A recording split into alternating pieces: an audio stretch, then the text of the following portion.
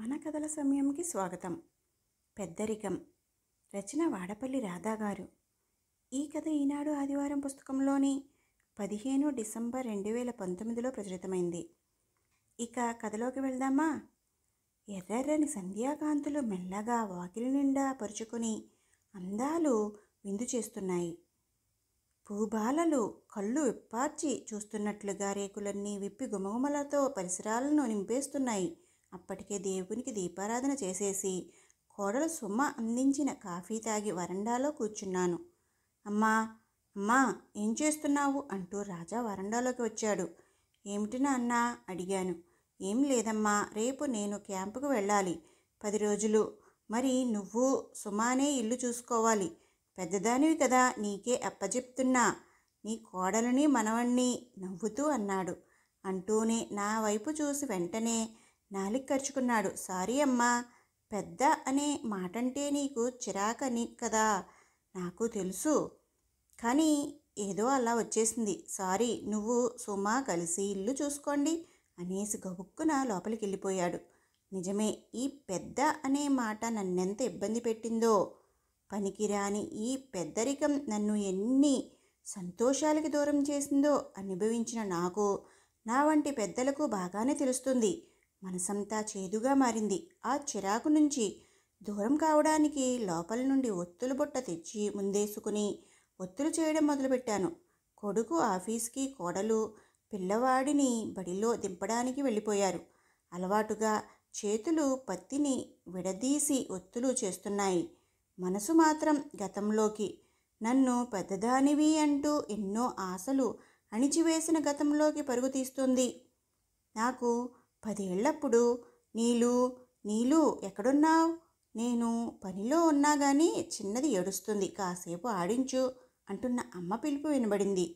పక్కింటి వనజతో ఆడుకుంటున్నాను నేను. నా ఆట మధ్యలో ఆపేసి వచ్చి చిన్న చెల్లెల్ని ఎత్తుకుని ఆడించసాగాను. నెమ్మదిగా అది నిద్రలోకి జారుకుంది. నేను ఆడుకోవడానికి మళ్ళీ బయలుదేరి వెళ్తుంటే, ఏంటి మళ్ళీ ఆడుకోవడానికి వెళ్తున్నావా? ఆడపిల్లవు కదా, కాస్త ఇంట్లో పనిచేస్తూ సాయానికి రావమ్మా. రా రా, ఆ తోమిన గిన్నెలన్నీ చక్కగా బోర్లించు, గదులన్నీ ఒకసారి ఊడ్చేయ్ అని అమ్మ గదమాయించింది. ఇందాకటి నుంచి రాజీ ఆడుకుంటూనే ఉండగా దానికి చెప్పవేం? అన్నీ నాకే చెప్తావు ఉక్రోషంగా అన్నాను. నువ్వు పెద్దదానివి కదే, ముందు నువ్వే నేర్చుకోవాలి. అది చిన్నది, నీ తర్వాత అది చేస్తుందిలే. అమ్మ సర్దేసింది.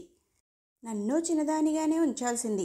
నన్ను అసలు ఆడుకోనివ్వకుండా చల్లాయికి తలదువ్వు, చిన్నదాన్ని నిద్రబుచ్చు, గిన్నెల సద్దు, ఇల్లు ఊడ్చు అంటూ అన్నీ నాకే చెప్తావు.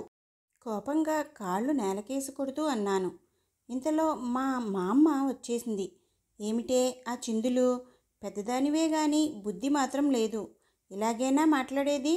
నెమ్మదిగా అనుకోగా ఉండొద్దు అంటూ కోప్పడసాగింది. ఏడ్చుకుంటూ లోపలికెళ్ళి అమ్మ చెప్పిన పనులు చేశాను. అలా వాదిస్తూనే పెద్దదానికి వాదన పెరిగింది.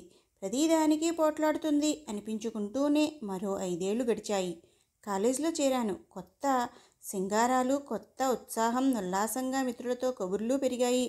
ఒకరోజు కాలేజీలో మిత్రులు మా ఇంటికి వచ్చారు. అందరం ముందు హాల్లో కూర్చుని మాట్లాడుకుంటూ జోక్స్ వేసుకొని నవ్వుకుంటూ గడిపాం. మా అమ్మ 1-2 సార్లు వచ్చి చూసి మళ్ళీ గదిలోకి వెళ్ళిపోయింది. ఓ గంట కూర్చుని టీలు తాగి మా స్నేహితురాళ్ళు వెళ్ళిపోయారు. ఆ తర్వాత మొదలైంది క్లాసు. ఏమే నీలు, ఏమిటా ఇకేకలు పక్కపక్కలు? ఇంట్లో పెద్దవాళ్ళం ఉన్నామనే జ్ఞానం లేదు. మీ స్నేహితురాళ్లే సరే, నీకు బుద్ధి లేదా అంటూ అమ్మ. ఏమిటే నీలు, వాళ్ళంతా నీ కాలేజ్ స్నేహితులా? ఆ డ్రెస్సులేమిటే అచ్చం సినిమా వాళ్ళలా వేసుకున్నారు? నువ్వు అలాగాని వేసుకోవు కదగా. మన ఇళ్లలో ఎవరూ అలా వేసుకోలేదు. ఇంటికి పెద్ద పిల్లవి, నువ్వు చక్కగా బుద్ధిగా ఉండకపోతే రేపు నీ చెల్లెళ్ళు అలాగే ఉంటామంటారు. జాగ్రత్త అంటూ బామ్మ హెచ్చరికలు జారీ చేశారు. ఇంతకీ మా స్నేహితులేమీ మిడ్డీలు, షార్టులు వేసుకోలా. చుడిదార్లు, లెగ్గిన్లు, టాప్లు వేసుకునే వచ్చారు. వాటికి కూడా వీళ్ల వంకలే. ఒళ్ళంతా కనబడేలా ఏం వేసుకోలేదుగా. విసుగ్గా అరిచాను. నోర్మయ్, పెద్ద చిన్న లేదు, అమ్మ కసిరేసింది. వాదనలు, కోపాలు, అలకలు అంతలోనే బాధపడకు నీలు, పెద్దదానివి అయ్యావు. ఇంట్లో నువ్వే పెద్దమ్మాయివి, అందుకని ముందు జాగ్రత్త కోసం అలా చెప్తూ ఉంటామంతే అంటూ అమ్మ బుజ్జగింపులు నడుస్తూనే ఉండేవి. పెద్దమ్మాయి పెద్దమ్మాయి అంటూ నాకేనా ఆంక్షలన్నీ? రాజీలాగా చిన్నారిలాగా నేనుండలేనా అని లోపలే చెల్లెలతో పోల్చుకుంటూ అలా అలా రోజులు గడిచేవి. 2 ఏళ్ల తర్వాత పెళ్లి సంబంధాలు చూడడం మొదలుపెట్టారు. ఇక బామ్మ నీతి బోధలు పెరిగాయి. నెమ్మదిగా మాట్లాడు, పొందికగా కూర్చో, ఇలా అలా అంటూ చెప్తుండేది. పెళ్లి చూపుల్లో తలొంచుకొని కూర్చున్నా కానీ కుతూహలం నిలవనిస్తేగా. పక్క నుండి ఓరగా అబ్బాయిని చూసా. చాలా బాగున్నాడు. లోపలికి వచ్చాక అమ్మకి అబ్బాయి నాకు నచ్చాడని చెప్పేశా. వాళ్ళు ముందే చెప్పినట్లున్నారు. ఇక ఇల్లంతా పెళ్లి సందడి, ఒకటే హడావిడి. అమ్మ బామ్మ పెళ్లి పనుల్లో మునిగి తేలుతుంటే రాజీ మెల్లగా నా దగ్గరకు వచ్చి, అక్క, బావగారు ఆ ఇంటి పెద్ద కొడుకట, నీకు తెలుసా అంది. అయితే అయోమయంగా అన్నాను. మరి నువ్వు ఆ ఇంటి పెద్ద కోడలిగా వెళ్తావు, మరి నీ మరుదులు, ఆడబొడుచు వీళ్ళందరినీ నువ్వే చూసుకోవాలి అని బాంబు పేల్చింది. నాకు గుండె ఆగినట్లయింది. ఇక్కడ పెద్ద కూతుర్నని ఆంక్షలు, అక్కడ పెద్ద కోడలినా? ఏం కర్మరా భగవంతుడా! తలా పట్టుకున్నాను. మన్నాడు అమ్మతో మాట్లాడుతూ, అమ్మా, మా అత్తగారింట్లో నేను పెద్ద కోడలిని అవుతానుగా, మళ్ళీ అందరి బాధ్యతలు నాకే అప్పచెబుతారా? ఎలాగమ్మా, నేను ఈ పెళ్లి చేసుకోను అన్నాను. అదిరిపడింది అమ్మ. ఇప్పుడిలా అంటున్నావేంటే? పెళ్లి దగ్గరకొచ్చింది, మంచి సంబంధం అబ్బాయి నీకు నచ్చాడన్నాకే కదా ముహూర్తాలు పెట్టుకున్నాం. ఇప్పుడేమైంది? కోపంగా అంది. అదే పెద్ద కోడలవుతానని భయం. కసిగా పెద్ద అనే పదాన్ని నొక్కి పలికాను. నవ్వింది అమ్మ. నీ మొహం. పెద్ద కోడలు అంటే బాధ్యతలొక్కటేనా? ఎంత గౌరవమో హుందాతనమో ఉంటాయి. అందరూ అన్నీ నీకు చెప్పి నీతో సంప్రదించి చేస్తుంటే ఎంత దర్జాగా ఉంటుంది. ముందు ముందు నీకే తెలుస్తుంది. పిచ్చి పిచ్చి ఆలోచనలు మాని వెళ్ళి పడుకో అనేసి పనిలో పడింది అమ్మ. ఏమిటి పెద్దది ఏంటో రుసరుసలాడుతూ వెళ్తోంది అని బామ్మ అమ్మని అడిగింది. ఏముంది, పెద్దది అంటే దానికి నచ్చదు కదా. ఇప్పుడు అత్తగారింట్లోనూ పెద్ద కోడలినేనా అని చిరాకు పడుతుంది వివరించింది. పెద్ద పిల్లే గాని దానికి ఇంకా వివరం తెలీదే. పెద్ద కోడలంటే ఎంత మర్యాద, ఎంత మన్ననా అంటూ వాకిట్లోకి వెళ్ళింది బామ్మ. వైభవంగా పెళ్ళైపోయింది. అత్తవారింటికి వచ్చేశాను. అత్తామామలు, 2 మరుదులు, ఒక ఆడబడుచు. మా ఇద్దరితో కలిసి 7గురం. ఎప్పుడూ ఇల్లంతా ఒకటే సందడి. చిన్నగా అందరితో కలిసిపోవడానికి అలవాటు పడ్డాను. క్రమంగా ఆడబడుచుకి పెళ్లి చేసి అత్తవారింటికి పంపేశాను. 2 తోడికోడళ్ళు వచ్చేశారు.